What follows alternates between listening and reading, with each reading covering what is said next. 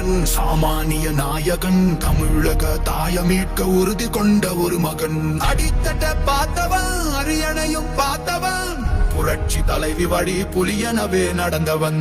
ஏழ வாழ வாழ வைக்க சீறி வந்த திருமகன், ஏறு கலப்ப புடிச்சு மேல ஏறி வந்த தலைமகன்.